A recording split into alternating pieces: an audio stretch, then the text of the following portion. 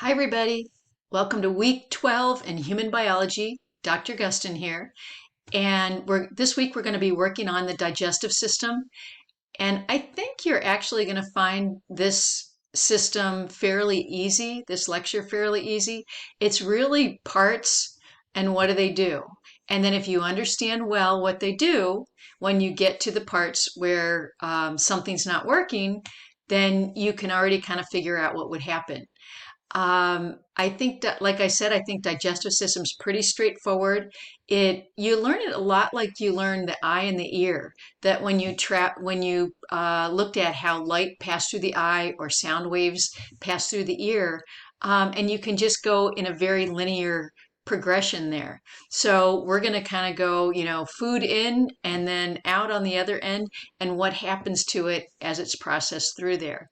I think there's a lot that you guys already know about the digestive system, but there's a lot of things that there's some common misconceptions. And a big one is that most of the digestion of our food happens in the stomach, and that is not the case.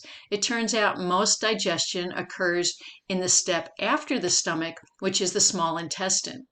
The other thing is a lot of people would think that most of our digestive enzymes are in the stomach, but actually most of the digestive enzymes are made in the pancreas and secreted into the small intestine where the digestion occurs. So hopefully this lecture will clear up some of those things that you're not sure of, but like I said, practice the names of the parts and say them out loud and trace them through the digestive system. So good luck. We're kind of winding down this week. In fact, this week is the last week that we're using our textbook for lecture. Next week, we have a lecture on COVID and vaccines. And that material, because it's kind of relatively new, it's not in our textbook, but I think you'll find the lecture interesting. After that, we have our last exam and then our final exam. So we're winding down. Good luck this week, and please contact me if you need to talk or you need some help. Take care.